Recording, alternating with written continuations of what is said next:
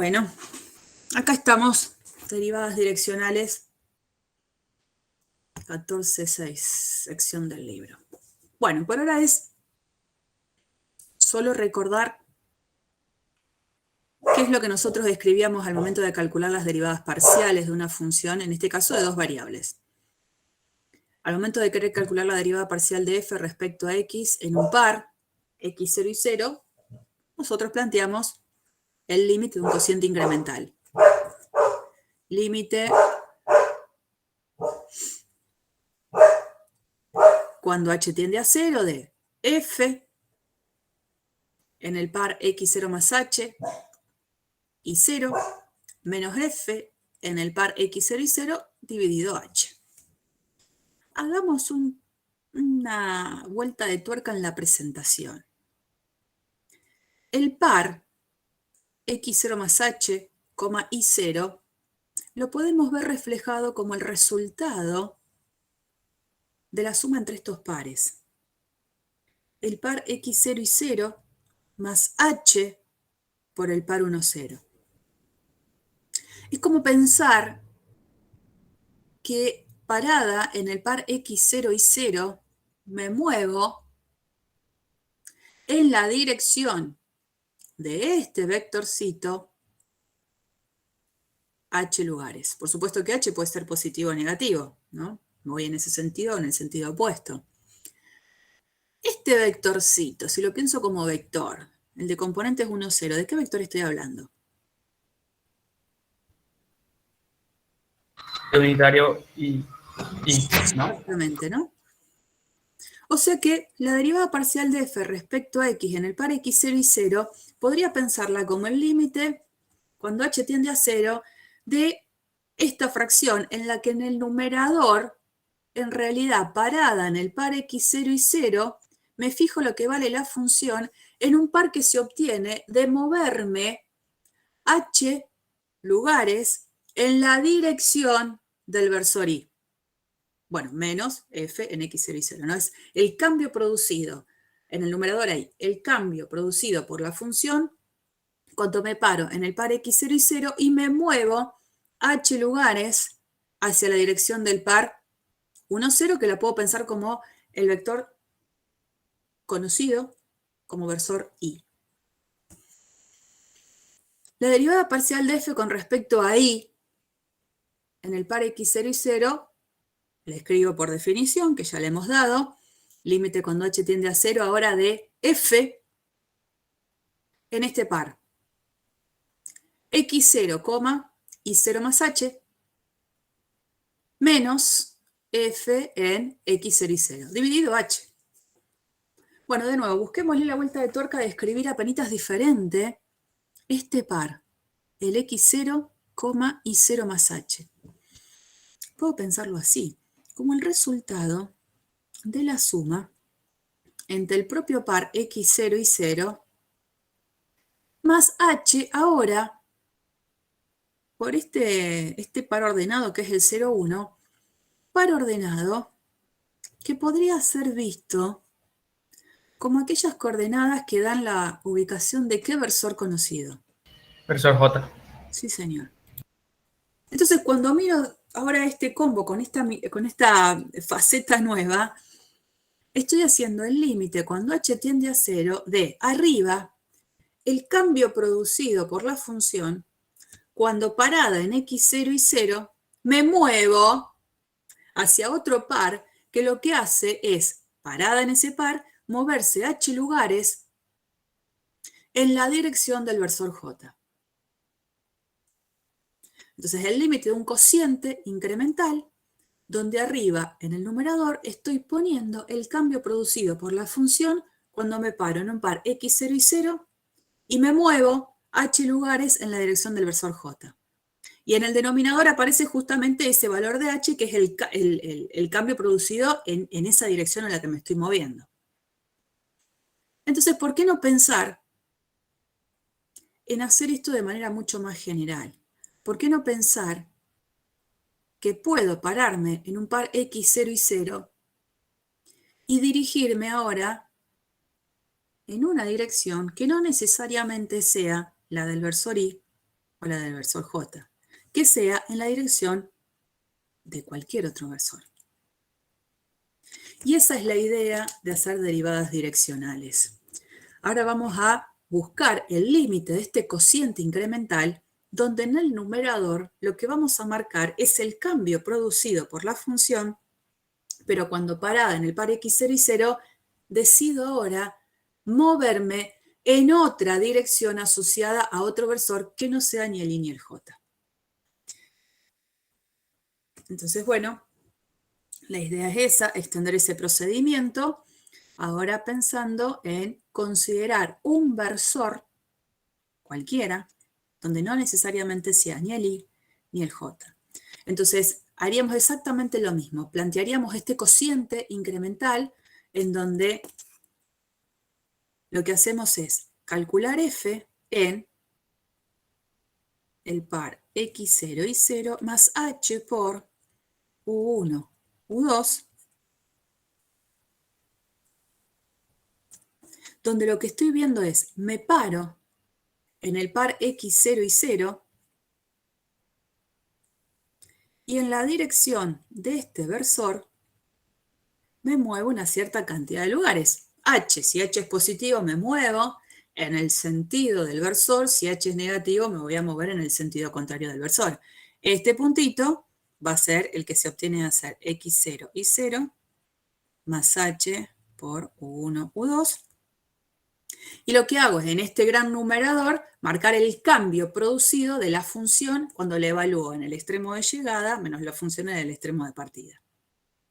Dividido h, que es la cantidad que tiene que ver con eso que me desplazo. H puede ser positivo o negativo dependiendo de si me muevo en el sentido de ese versor o en el sentido opuesto. Pero esto es un cociente entre incrementos. Por supuesto, ahora, si quiero plantear una derivada direccional, siempre que hablamos de una derivada, aparece el cálculo de un límite. Si esta es la expresión de ese cociente incremental, ¿cuál es el límite que debería plantear, pensando en todo lo que hacemos habitualmente, para eso, a ese límite definirlo como derivada? ¿Qué deberíamos hacer acá ahora?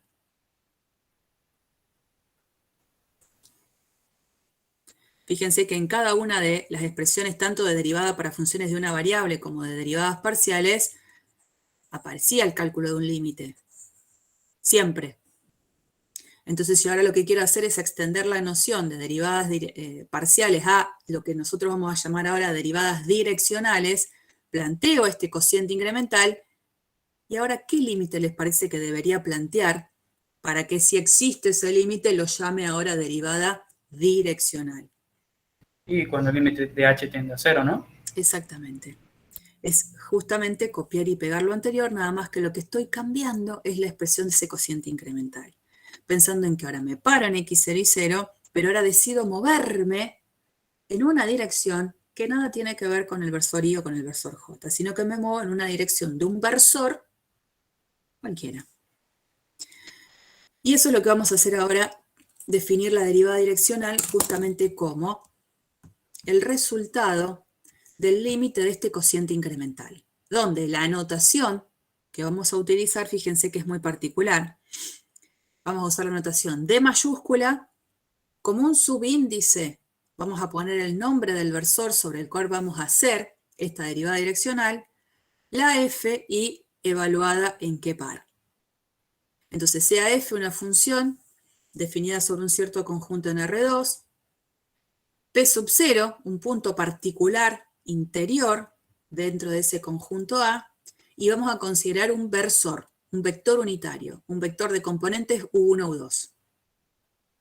Con ese combo presentación, ahora decimos la derivada direccional de f en este punto, P0, en la dirección y el sentido del versor U, es el límite de este cociente incremental, por supuesto, siempre que el límite exista. Como es el cálculo de un límite, podría, por supuesto, no existir ese límite, y entonces, en todo caso, la derivada direccional en la dirección y el sentido de este versor no existiría.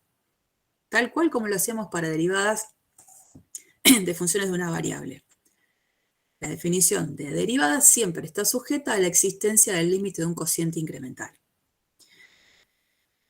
Pero entonces me paro en un punto, planteo la dirección y sentido de un vector unitario y en esa dirección voy a hacer el límite del cociente incremental.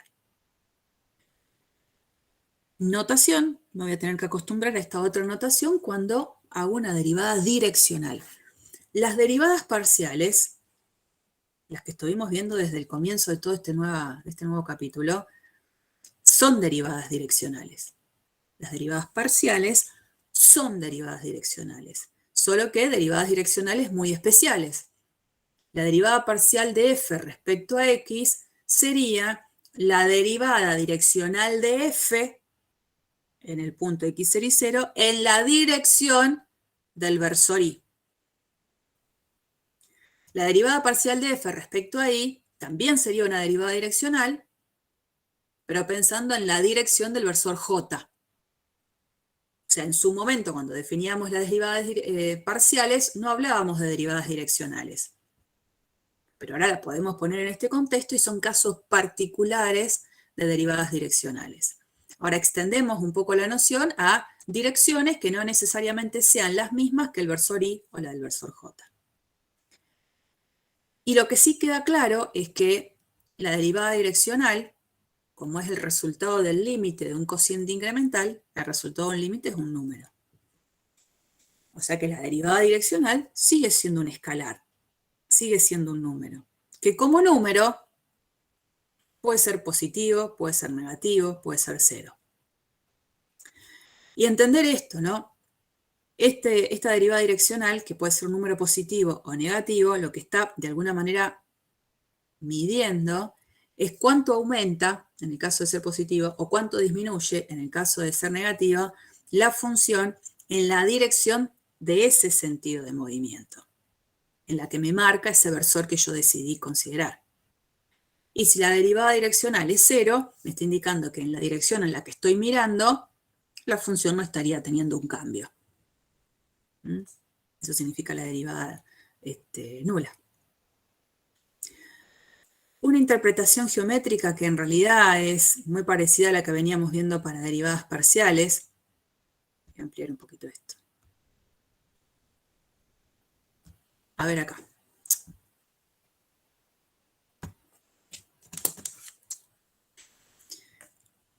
En este ejemplo, yo tengo la gráfica de una función en este verdecito.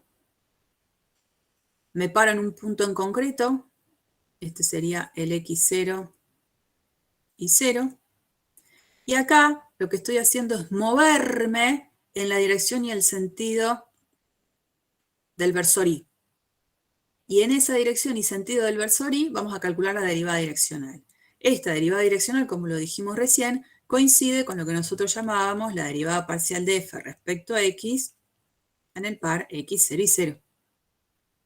Esa derivada parcial, como número, ¿qué representaba? La pendiente de la recta tangente. Siga con En la... el punto x0 y 0. ¿Pero tangente a qué? A la curva de la función f. La intersección del plano con la superficie. ¿Y qué plano en este dibujo sería?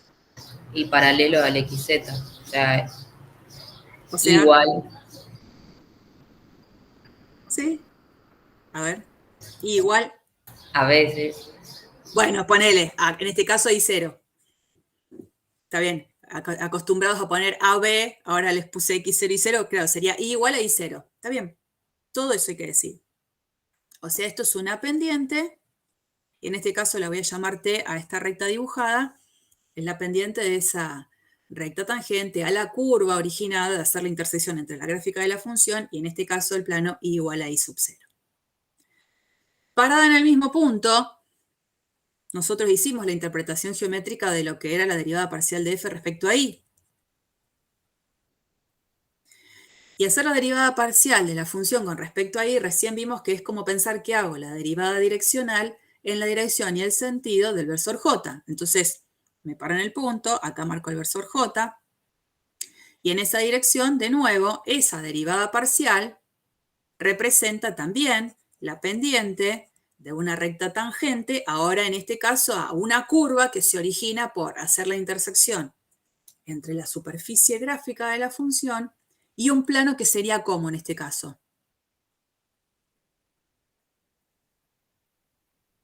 X igual a XC. Exacto. Entonces, esta recta tangente es tangente a una curva que surge de hacer la intersección entre la superficie gráfica de la función y este plano perpendicular al XY, que sería el plano X igual a X0. Bueno, ahora lo que hacemos es pararnos otra vez en el mismo punto y mirar en la dirección y el sentido de otro versor. Entonces, si yo me paro en este puntito nuevamente, lástima que el color no me acompaña porque como es todo azul, ahora sí. Me paro en este puntito nuevamente, fíjense que ahora estoy siguiendo la dirección y el sentido de otro versor. Ahí, en esa dirección, marcada por ese vector U, voy a calcular la derivada direccional de la función en la dirección de ese versor en el punto x0 y 0. Esto es un número. ¿Qué les parece que va a representar?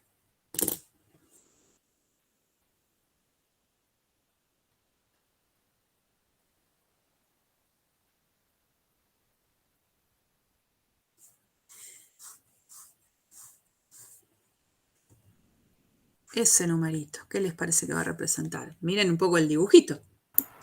Y la pendiente de la recta tangente a la curva CU en el punto X0 y 0.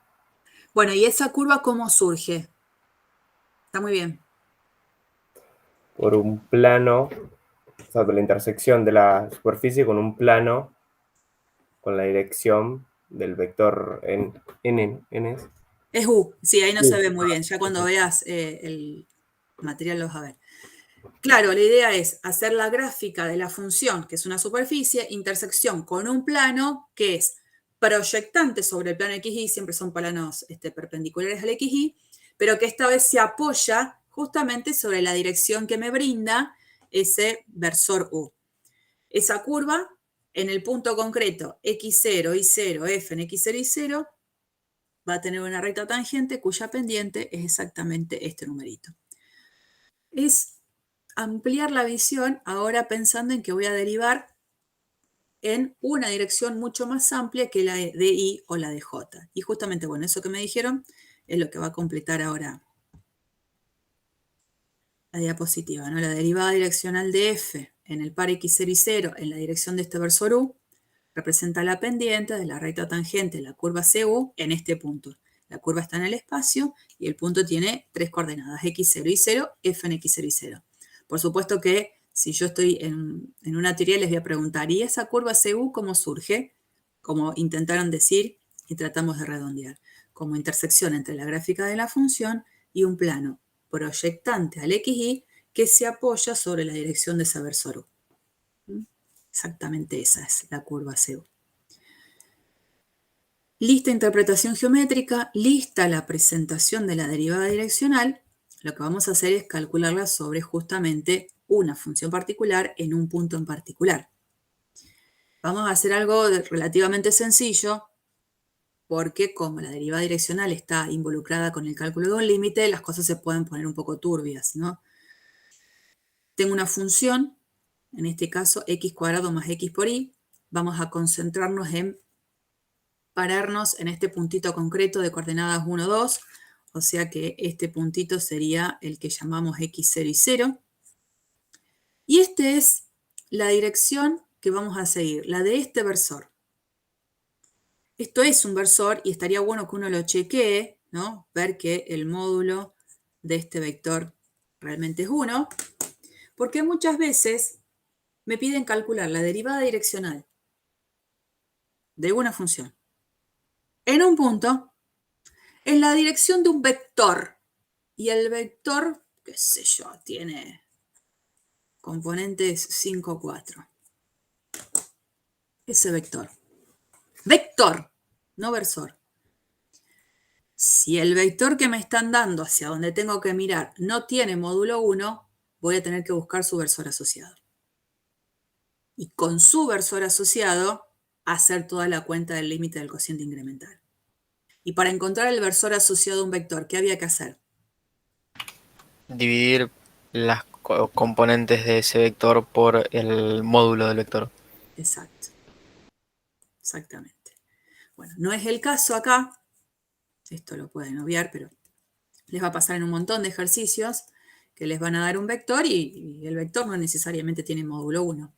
En este ejemplo que es inicial, yo les presento un versor y en todo caso lo que pueden hacer es, si no me creen, chequear que el módulo de este vector es 1.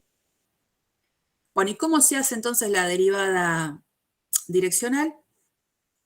Planteando tal cual la definición. Es el límite cuando h tiende a 0 de justamente el cociente incremental, donde arriba ponemos f evaluada en el par. ¿Se acuerdan que poníamos así? x0 y 0 más h por las componentes del vector, menos f en x0 y 0. Ese era nuestro numerador en ese cociente incremental. El par x0 y 0 es el de componentes 1, 2. U1, U2, que son las componentes del versor, serían estas. Y después, como tengo suma de pares ordenados, sumo las componentes homólogas entre sí. Entonces, la primera componente de este par suma entre estos dos va a ser la primera componente más h por la primera componente de este par. Entonces, acá me queda 1 más h por 1 sobre raíz de 2. ¿no? Acá tengo la primera componente del par. Y la segunda componente del par, ¿quién sería? I0 más h por U2. I0, que sería el 2, más h por 1 sobre raíz de 2. Y acá tengo la otra componente del par. Menos f en 1, 2 sobre h. Una vez que dejo claro de dónde sale el cociente incremental, tengo que involucrarme con la función con la que estoy trabajando. ¿Qué tendría que hacer para calcular f en el par? 1 más h sobre raíz de 2, 2 más h sobre raíz de 2. ¿Qué tengo que hacer? No tengo que reemplazar esos 2 por x y por y. O sea, Sí, 1 más h por 1 sobre raíz de 2 sería x y 2 más h sobre 1. 2 más h por 1 sobre raíz de 2 sería y. Sí. Y recemos, porque va a quedar algo poco agradable. Yo ahora les voy a compartir directamente todas las cuentas finales, que una vez que uno pasa a escribirlo teniendo en cuenta quién es la ley de la función, se transforma en el límite de una función clásica, porque estamos haciendo el límite en la variable h. Va a quedar solo la variable h. Así que lo resolveré con todas las técnicas que conozco de cálculo de límite. Si aparece alguna indeterminación en la que el L'Hopital me pueda ayudar, lo usaré, digamos, porque caigo en un límite clásico de una función de una variable que va a ser la h. Bueno, fíjense lo que queda. Esto es lo que decías vos, ¿no? La coordenada x del punto al cuadrado, la coordenada x del punto acá es esto, más x por y, entonces acá voy a tener más esto por esto, menos f en el 1, 2, f en el 1, 2, hago la cuenta, reemplazo la x por 1, la y por 2 y eso me da 3. Todo sobre h y el límite cuando h tiende a 0 de todo eso. La única variable en juego es h, así que nada, resuelvo el cuadrado, aplico propiedad distributiva, veo que hay cosas que se van a poder cancelar, por ejemplo 1 más 2, 3, con este 3 se va. En el numerador quedan expresiones que dependen de h, abajo queda la h, o sea que sacaré factor común h de arriba para sacarme el de abajo. Termina quedando esta expresión. Cuando h tiende a 0, el resultado de esto es 5 sobre raíz de 2. Entonces, en este caso, la derivada direccional de esta función en la dirección y el sentido de este versor, en el punto 1, 2, es esto. 5 sobre raíz de 2. O sea que la pendiente de la recta tangente a la curva esa que llamábamos CU va a ser 5 sobre raíz de 2. Bueno, entonces uno cuando ve esto dice, ¿qué cosa? Porque en la derivada direccional voy a tener que hacer siempre el límite de un cociente incremental. Y ya esto no resultó difícil, pero tampoco es que me encantó, porque no quedan expresiones tan simples, y menos van a quedar simples cuando la función que esté involucrada acá sea un poquito más complicada que esta, ¿no? Entonces lo que vamos a ver es que va a aparecer una fórmula de cálculo que va a hacer que esto sea mucho más ameno. Voy a poder prescindir de calcular el límite de un cociente incremental, que es tal cual como lo vimos para cálculo 1. Aprendimos las reglas de derivación que me dijeron, mira, no hace falta que hagas todo el tiempo el límite del cociente incremental. Aprende estas reglas y vas a derivar las funciones de una manera mucho más rápida y solo vas a dejar el límite del cociente incremental en casos muy específicos, cuando no haya otra, ¿no? Bien, vemos este ejemplo muy particular ahora.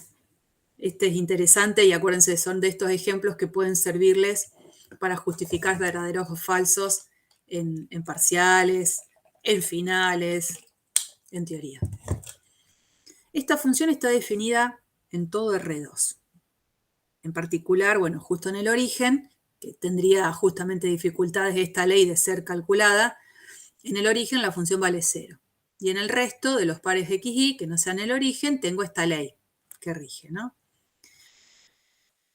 Vamos a considerar un vector u unitario cualquiera, cualquiera, y vamos a ver cómo podríamos calcular la derivada direccional de la función en el origen, en la dirección de cualquier versor. Bueno, como antes, ¿no? Si yo quiero calcular esta derivada direccional, voy a tener que plantear el límite cuando h tiende a 0 de abajo h. Y acá f en el par 0, 0 más h por las componentes de este versor menos f en 0, 0. Límite entonces cuando h tiende a 0 de abajo h. Arriba, en definitiva, me termina quedando calcular f en pares de la forma h u sub 1, h u sub 2, porque acá tengo el par 0, 0. ¿Cómo quedaría la expresión de f en el par h u sub 1, h u sub 2?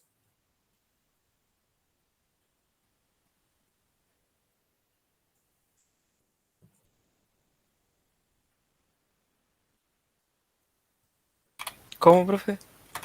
F de H por U sub 1. Recalculando diría. A ver, ahí voy. Esto es en definitiva terminar de calcular f en h, este paréntesis estuvo de más, h u sub 1, h u sub 2. Cuando hago la cuenta, el par 0, 0 más h por el par u1, u2, en definitiva me termina quedando calcular f en este par. Y ahora, bueno, la pregunta es, ¿cómo queda f valorizada en este par? Ahí alguien iba a decir algo, una de las chicas. ¿Qué ibas a decir? No, me arrepentí. Bueno, a ver alguien que se anime. ¿Este par es el 0, 0? Sí. ¡Nah! ¿Por qué no? ¿Por qué no? Porque es el par H1, H2. Bueno, no, sí, pero me refiero a que está sumando el par 0, 0, porque es como... Sí, bueno, por eso te pongo. Este par es el resultado de haber hecho la cuenta acá adentro. Y ahí tengo que evaluar f. Ah, o sea que habría que reemplazar con H sub 1 en la función. Bueno, dale. Y sería H sub 1 por H sub 2 al cuadrado sobre H sub 1 al cuadrado más H sub 2 a la cuarta. Exactamente. como este es el par, y ese par, el origen no es, después que el h tienda a 0 y que este par tienda al 0, 0 es otra cosa, pero en principio, así como está, no es el 0, 0. Entonces, en cualquier par que no sea el 0, 0, la ley que rige es esta.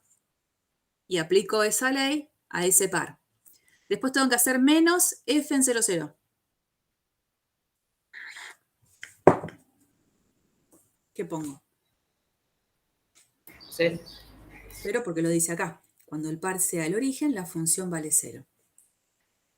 Queda un límite en el que aparece h1, perdón, aparece h, aparece u sub 1 y aparece u sub 2. ¿Quién es la variable del límite? H, Entonces u sub 1 y u sub 2, ¿cómo los voy a considerar? constantes. Bien, porque en realidad yo considero que si bien no sé quién es, el versor está fijo. De componentes u1, u2.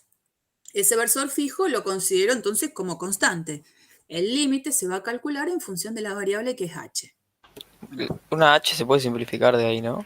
Sí, eso es lo que va a venir ahora. Ahora ya pongo la diapositiva que está bien escrita. Yo esto lo quería empezar a escribir con ustedes, nada más. Van a ver toda la cuenta, ¿no? El límite del cociente incremental, les queda esto. Ahí habíamos llegado. Y ahora lo que hay que hacer es justamente trabajar algebraicamente esta expresión y ver qué cosas puedo hacer para tratar de sacarme de encima algún h, ¿no?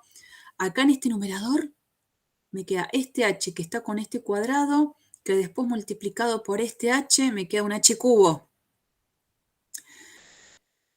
Esta gran fracción dividido todo sobre h es como que a la fracción la estoy multiplicando por 1 sobre h. Y bueno, de este denominador de acá hay un h cuadrado gracias a este.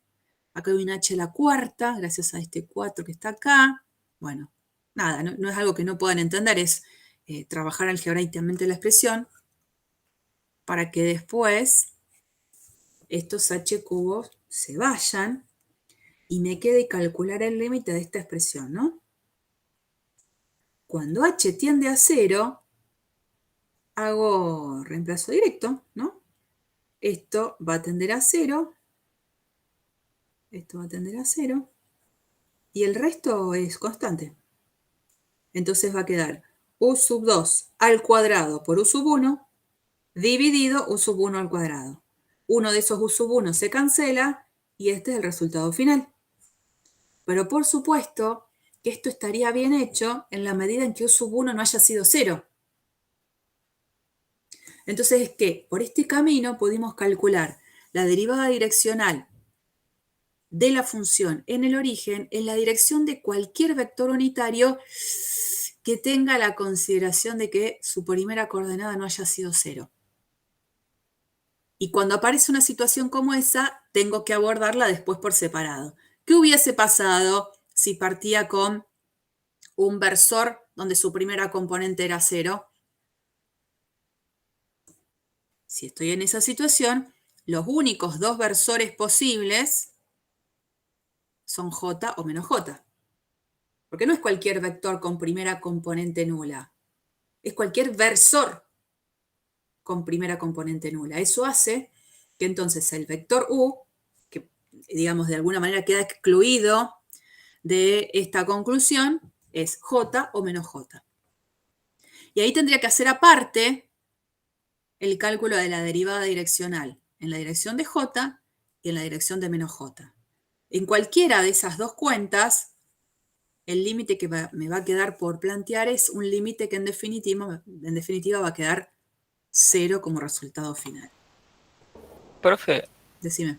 ¿por qué si U1 es igual a 0, el versor que... Ah, porque tiene que ser un versor, por eso queda así. Tiene que tener módulo 1. Entonces, en un vector de dos componentes, si una ya es 0, el otro tiene que ser 1 o menos 1. No me queda otra opción para que tenga módulo 1. Exactamente. Entonces, es como que quedan excluidos de esta conclusión general j y menos j. Bueno, lo hago aparte. Considero que tengo que hacer la derivada direccional en la dirección de j o de menos j. Hago la cuenta y me va a quedar 0 resultado final, porque me va a terminar quedando un límite de este estilo por calcular. ¿Qué llegamos a concluir?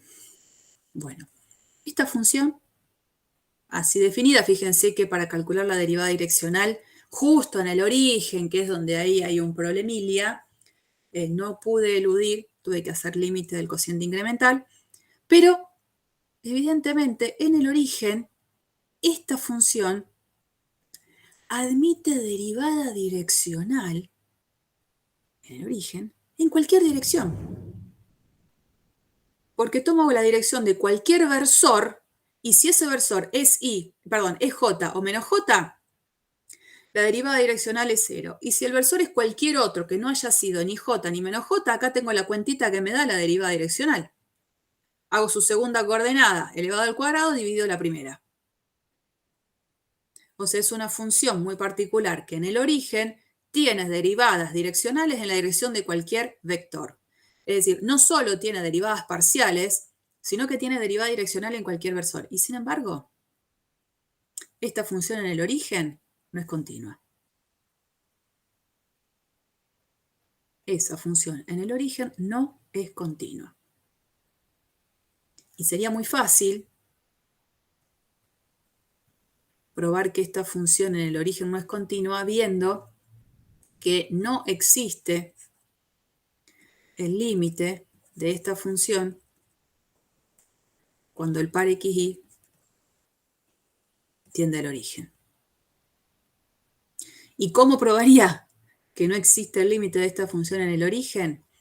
Haciendo el límite por trayectorias diferentes y viendo que por trayectorias diferentes la conclusión del límite a la que llego es diferente también. ¿Se les ocurre en función de cómo está planteado esto alguna curva en particular de acercamiento? ¿Se acuerdan que nosotros hemos hecho expresiones genéricas y igual a mx, valorizando el límite por un montón, por infinitas rectas? ¿Alguna estrategia acá particular? Por la forma que tiene la ley. Por los ejes. No, Yo usaría M por X. usalo, no vas a llegar mucho a nada. Ah, ¿no? No, Bueno. pero usalo, porque la idea es que me meta en algo que yo propongo y a ver qué pasa. Miren, ustedes siempre pispeen esto. Son caprichosas las potencias que tiene la X y la Y, están puestas a propósito. Por ahí el hecho es de usar esta estrategia o esta,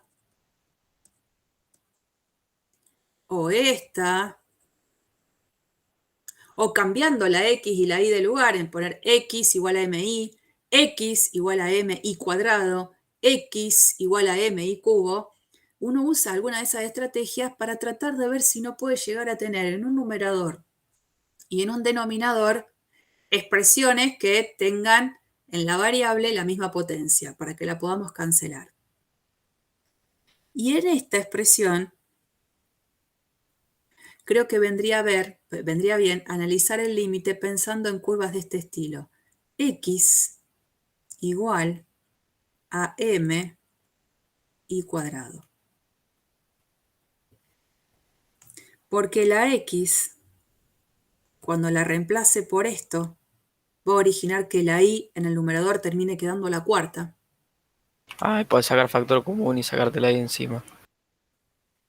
Y acá, está bien, aparece x al cuadrado, pero cuando haga esto al cuadrado va a quedar y a la cuarta, que con este y a la cuarta lo puedo sacar factor común y se me van las y a la cuarta y el límite va a quedar dependiendo de m. Hagan un poco de estudio en eso, ¿no? En cómo quedan las potencias de la x o de la y viendo si voy por este camino o voy por este otro donde es la x que le escribo en función de la y. Se los dejo para que lo terminen, para que realmente se convenzan de que la función no es continua en el origen porque directamente no existe el límite de la función en el origen. Y la estrategia, como la habíamos visto, buscar alguna familia de curvas para que el límite termine quedando dependiendo de m. Ahí es un poco la propuesta. Por este lado viene la familia de curvas por las que tendría que estar estudiando el límite para que me quede que depende de m y por lo tanto el límite no existe. Entonces acá es donde uno ve que el panorama es súper amplio. Habíamos visto en algún momento una función que, la de la cruz, que la dijimos hoy, esa función tenía derivadas parciales en el origen, pero no era continua en el origen. Y es más, ahora esta función en el origen tiene derivadas direccionales en cualquier dirección y sin embargo no es continua en el origen. Como esto de que existan derivadas parciales o que existan las derivadas en cualquier dirección no me garantiza la continuidad de la función. La que sí me lo garantiza es la diferenciabilidad, que eso es como palabra mayor, es otra cosa, lo que vimos en el apunte anterior. Bueno, acuérdense de estos ejemplitos. Bueno, la conclusión. Tiene derivada direccional en el origen en cualquier dirección y sin embargo no es continua y eso es lo que apuntaríamos a que muestren en definitiva después ustedes con esto que estuvimos charlando recién, que realmente no es continua en el origen. Bueno, y ahora lo que hacemos es abordar este camino de ver si no existe alguna manera de calcular la derivada direccional que esquive hacer el límite de un cociente incremental. Entonces vamos a ir haciendo ese camino de presentación. Necesitamos presentar en una definición al vector gradiente, un vector que va a tener mucho protagonismo en esta fórmula que vamos a buscar de cálculo de derivada direccional que no use el límite del cociente incremental. ¿Quién es el vector gradiente de una función de dos variables? Vector gradiente, o sea, es vector. Dado una función de dos variables, si me paro en un punto en concreto, x0 y 0, el vector gradiente va a ser el vector que tiene como componentes en orden a las derivadas parciales de la función en ese punto en particular. En orden, ustedes saben, porque acá hay un orden, primero la coordenada x, segundo la coordenada y, entonces la primera componente del gradiente es la derivada parcial de f respecto a x en el par x0 y 0, y la segunda componente de este vector gradiente es la derivada parcial de f respecto a y en el par x0 y 0. Acá el vector está escrito a partir de una suma vectorial. Si quieren, lo pueden escribir así, que es la otra opción, directamente por componentes, derivada parcial de f respecto a x en el par x0 y 0, coma, derivada parcial de f respecto a y en el par x0 y 0. Cualquiera de las dos expresiones es súper válida para nosotras. Y la notación del gradiente, que la van a utilizar después en el cálculo 3, la van a usar un montón, es la notación de este triangulito, digamos, al revés del de variación, que es la letra nabla. Y esta rayita es la que me indica que es un vector. En el libro acuérdense que va a poner negrita, pero bueno, nosotros le ponemos la rayita porque para indicar sobre todo que es realmente un vector. Bueno, fantástica la presentación de este vector gradiente. En general hasta podemos hablar del vector gradiente de la función en un par xy genérico, y entonces en definitiva va a ser el vector que tiene como componentes directamente las derivadas parciales de la función en un par xy. Esto podría ser de manera más genérica, ¿no? Vector gradiente. Bueno, y ahora se viene lo que estábamos buscando recién. Vamos a buscar una fórmula que me calcule la derivada direccional de la función en un punto sin necesidad de calcular el límite de un cociente incremental. Pero para eso el teorema me va a pedir algunas cosas.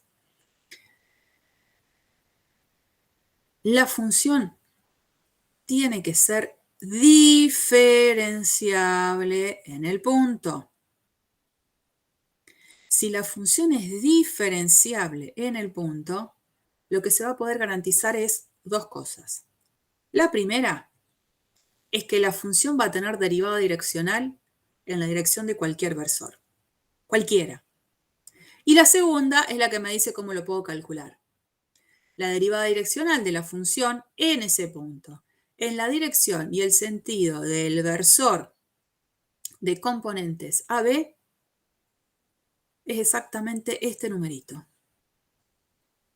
La derivada parcial de f respecto a x en el par x0 y 0 por a, más la derivada parcial de f respecto a y en el par x0 y 0 por b. Expresión que la podemos directamente resumir como el resultado del producto escalar entre el gradiente de la función evaluada en el par x0 y 0 por ese versor u. O sea, si la función con la que estoy trabajando sé que es diferenciable en el par x0 y 0, tengo la posibilidad de calcular la derivada direccional a partir de simplemente plantear el producto escalar entre el gradiente de la función en el punto con el versor sobre el cual quiero hacer esta derivada direccional. Ahora, si bien esta fórmula la vamos a aplicar en casi todos los ejercicios, previamente para poder aplicar la fórmula, yo tengo que garantizar lo que el teorema me dice. Porque si yo no tengo el dato de que la función es diferenciable, no tengo el permiso, el aval, para utilizar esta fórmula de cálculo tan simple. Entonces yo necesito tener este aval. Si no, no puedo escribir esta fórmula. Trataré de calcular la derivada direccional con el límite del cociente incremental. ¿Cuál sería una buena manera que hemos aprendido para mostrar que una función es diferenciable en un punto? Para no apelar a la definición. No tendríamos que ver si las derivadas parciales son continuas. En el punto, exactamente. Esa es una buena manera, exactamente. Bueno. El recíproco. El recíproco en este sentido. Me pregunta si es válido. Que existan las derivadas direccionales en cualquier dirección, si me permite plantear que la función es diferenciable. Que existan las derivadas direccionales en cualquier dirección, si me permite concluir a mí que la función va a ser diferenciable. Que existan las derivadas direccionales en cualquier dirección, ¿garantiza que la función va a ser diferenciable? No, ¿Por? porque en ese ejemplo no es continua, entonces no es diferenciable. Y sin embargo, sí existe la derivada direccional en cualquier dirección. Muy bien, la felicito. Esa es la idea. Eso es lo que les digo de que vayan mirando lo que vamos haciendo, porque van a servir para justificativo de cosas a posterior. Bueno, y este teorema sí lo vamos a demostrar. Demostramos este teorema y terminamos la clase de hoy, y nos queda re poquito para el miércoles, re poquito. Este teorema lo vamos a demostrar porque en general no es difícil y porque puede ser algo que se les pueda pedir en una teoría. Hemos esquivado varias demostraciones complicadas, esta no lo es y bueno, vamos a trabajarla. Y tiene un artilugio que se los comento desde el principio, para que entiendan por dónde va a venir la forma de la demostración. Vamos a calcular, vamos a formar una función a la que vamos a llamar g, que es la que están empezando a ver acá. La dejo ahí, ¿eh? Vamos a definir una función que va a ser para nosotros auxiliar, una g de h, que es la f evaluada en el par x0 más h por a, y 0 hb. x0 y 0 es el par específico en el cual me paro. El a y el b eran las componentes de ese versor sobre el cual quiero hacer la derivada direccional. Y el h es la que para esta función g está funcionando como variable. O sea, la función g depende de h nada más. El x0, el y0, el a y el b son números conocidos. Van a ser específicamente conocidos, fijos. Y la estrategia de demostrar esta fórmula, que la derivada direccional de la función en el par x0 y 0 coincide con este resultado, va a ser la siguiente. A esta función g auxiliar la vamos a derivar en el origen por dos caminos diferentes. Es decir, vamos a calcular g' en 0 por dos caminos distintos. Por más que sean dos caminos distintos, el resultado al que llego va a tener que ser iguales en los dos, porque estoy calculando lo mismo. Pero bueno, en un camino voy a llegar a mostrar que la derivada de g en 0 es la derivada direccional de la f en el par x0 y 0, y por el otro camino voy a mostrar que la derivada de g en 0 es el resultado de este producto escalar. Como estoy calculando lo mismo, estas dos expresiones son iguales y se llegaría a probar la formulita del teorema. Esa es la estrategia. ¿Y qué es esto de calcular g' en 0 por dos caminos diferentes? La g depende de una sola variable. Entonces la g yo la puedo calcular a su derivada apelando a conceptos de cálculo 1. Límite del cociente incremental, clásico, que veíamos en el comienzo de derivadas. Pero el otro camino de abordaje para calcular g' en 0 es viendo que la f en realidad está puesta acá y es una f en el par x0 más h por a y 0 más hb. Esta g, en definitiva, puede ser vista como una composición entre dos funciones. Una es f de xy, y a la vez estoy pensando que la x es igual a una x de h y que la y es una y de h, donde la x de h es esto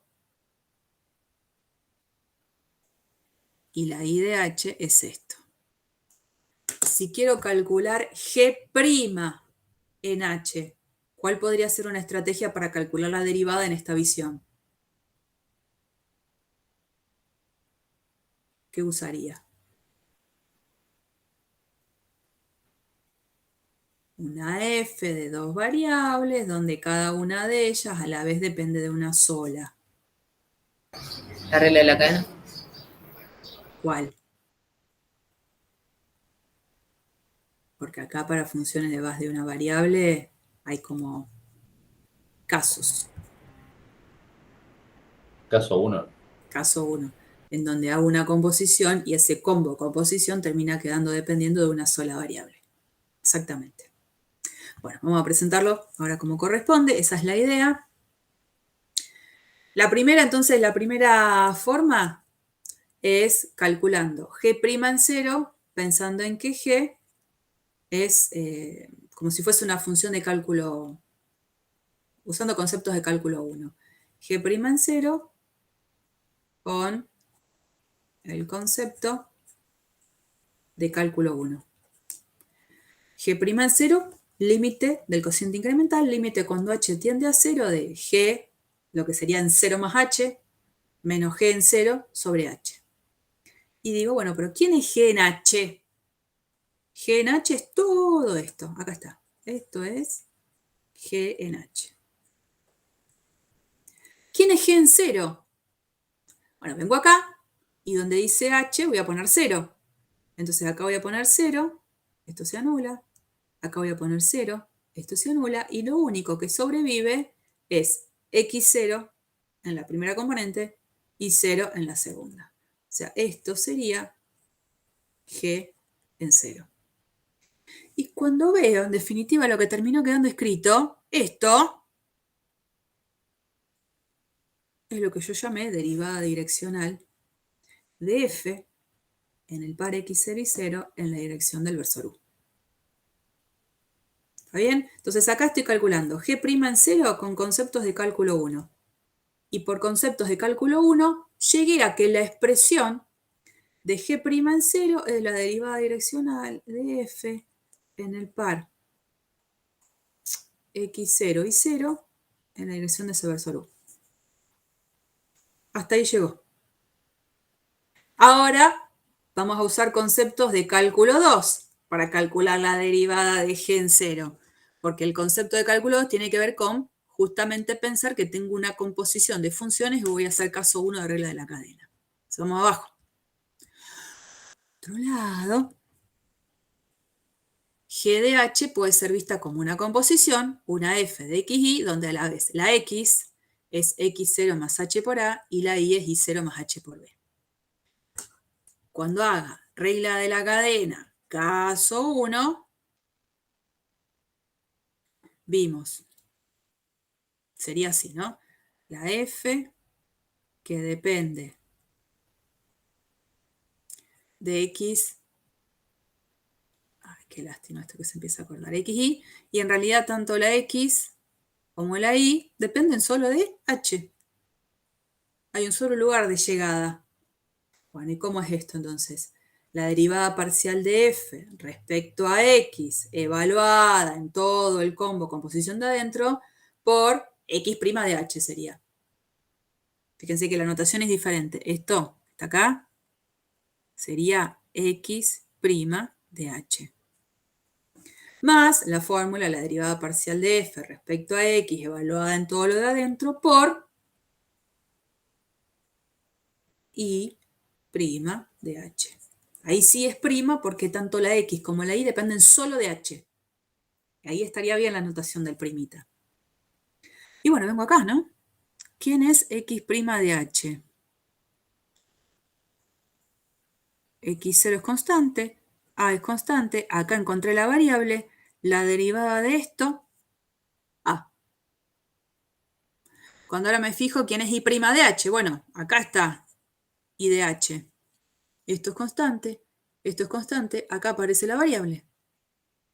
Y' de h, b. Eso es hacer g' en un h cualquiera. A mí que me interesaba, hemos puesto acá, calcular g' en 0. Ahí vamos. Ahora lo que tengo que hacer es de esta expresión calcular g' en 0. ¿Cómo va a quedar g' en 0? Acá.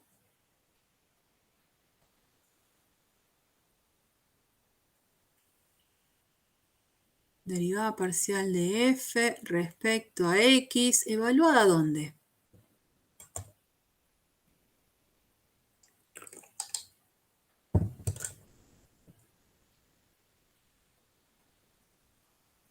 En x0 y 0, ¿Por qué? porque el h es igual a 0. ¿Y dónde lo reemplazaste?